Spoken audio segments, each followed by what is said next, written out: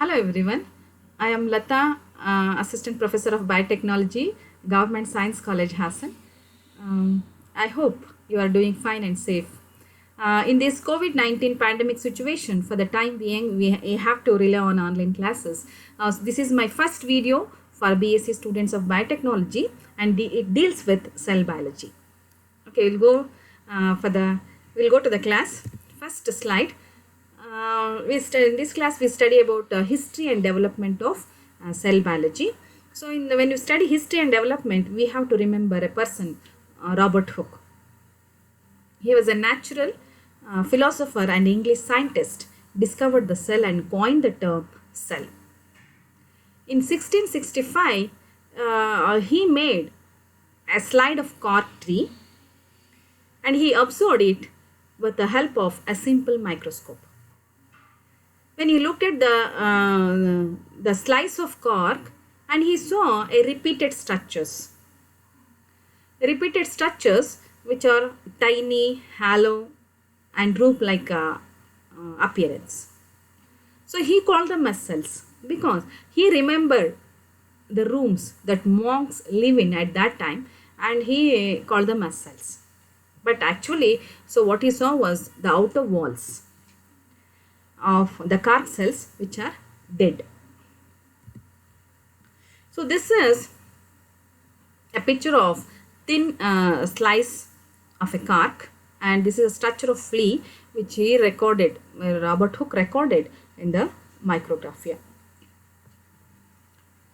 He looked different hundreds of different boxes, little boxes which appeared like a honeycomb like structure, and he thought the cells were only in the plants, fungal and bacteria because they have the cell walls. Next we have to remember a father of microbiology, Otto van Leeuwenhoek. He was a Dutch fabric merchant and amateur scientist. In 1673 he observed different samples, and saw moving microorganisms, and he called them as animalcules, which means little animals. And apart from that, he also observed the blood samples from humans, birds, fishes, frogs.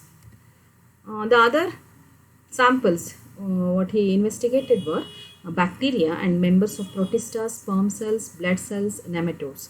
So his research, which is widely circulated and opened up the entire world of microscopic life to the awareness of scientists. After Leeuwenhoek, we have to remember the contribution of Matthias Schildane, Schumann and Virchow, because these are the three scientists which gave the statements of cell theory. Schildane, he was dealing with plant cells. Schumann, he is dealing with animal cells, and Rudolf Virchow, he was dealing with the samples of bacteria. He was basically a pathologist. When they exchanged their ideas, they came to the conclusion that all living organisms, they are made up of a similar kind of entities. They are cells. So that led to the origin of cell theory statements. So other important dates in the history and development. So we have to remember in 1830, Joseph Jackson Lister, he invented prototype for the compound microscope. And 1932, Fritz Jernicka invented the phase contrast microscope. The phase contrast microscope that allowed the study of colorless and transparent biological materials. In 1931, Ernest Ruska and Max Knoll invented the electron microscope. The electron microscope make it possible to view the objects as small as the diameter of an atom. So next it is electron microscope. After electron microscope, it is scanning tunneling microscope that gives the three-dimensional images of the object down to the atomic level, found by George Binning and Heinrich Rohrer in 1981. So along with the advent of microscopy or optics, the cell biology also advanced. So these are the three statements of cell theory, all living things are composed of one or more cells. The cells are the organisms, basic units of structure and function. The cells comes from the pre-existing cells. So these are the three statements. The first statement, it is all living things are composed of one or more cells. Second one, the basic unit of structure and function of an organism, it is cell. The cells come from, the last statement is cells come from the pre-existing cells. The two more statements were added to the modern cell theory. The modern cell theory contains the four statements. In that, first one is the cell contains hereditary information which is passed on from cell to cell during cell division. Second one, all cells are basically the same in chemical composition and metabolic activities. The third statement, all basic chemical and physiological functions are carried out inside the cells. The physiological functions like metabolic reactions, movement, digestion, etc. Cell activity depends on the activities of subcellular organelles like endoplasmic reticulum, Golgi bodies, nucleus and plasma membrane. So that is the last statement. So this is about the statements of cell theory. We all agree this is the function of the cells which are present in all living organisms.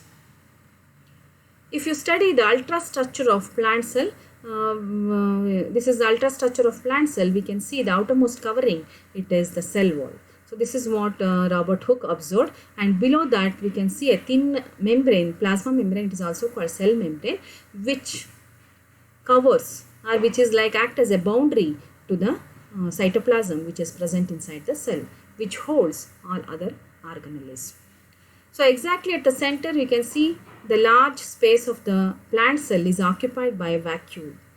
So this vacuole pushes the nucleus to the periphery, which is the controlling center of the cell.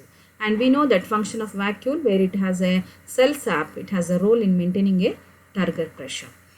Controlling center of the cell, it is nucleus. Again it is bound by a double membrane where interrupted by pores. The pores are responsible for exchange of materials between cytoplasm and nucleus. And here the darkly stained structure, it is called nucleolus, rich in ribosomes and proteins, ribosomal RNA and proteins. Okay. Next to the nucleus, it is network like structure, it is endoplasmic reticulum. Endoplasmic reticulum is here, some region is studded with minute subcellular organelle, it is ribosomes. So without ribosomes, so we can see rough endoplasmic reticulum and smooth endoplasmic reticulum. So next it is Golgi bodies. Again it is a double membrane structure. It does the extension work of endoplasmic reticulum and these are the vesicles which are pinched off from these organelles. Okay, next it is very important organelles which are present in the plant cell. It is chloroplast. So chloroplast here again it is a double membrane structure where inner membrane is extended to form stoma and grana, where it is a site of photosynthesis. And power next to that is a powerhouse of the cell. It is mitochondria. Mitochondria, outer membrane and the inner membrane is invaginated to form a finger-like projections called cristae, where the cellular respiration takes place. Where these chloroplasts and mitochondria, they have their own genetic material for their specific functions. Apart from that, you have starch storing plastids called amyloplast, and this is cytoplasm, which contains the inorganic salts, and it is a site of all the activities of cellular function.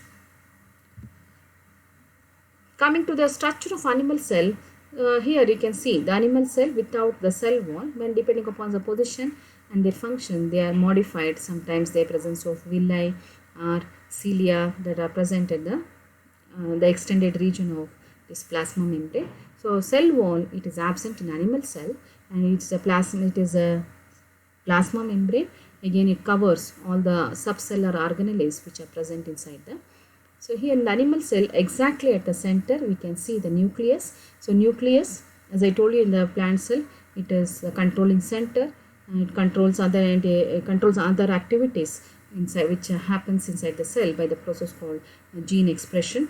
And this next to the nucleus, again it is endoplasmic reticulum, again Golgi bodies, and here no chloroplast. In the animal cell, chloroplasts were absent, and in the cytoplasm you can find that is cellular matrix, in the form of microtubules and centrioles, which has a role in cell division process, during the process of cell division. So I will be dealing with each organelles in the further videos.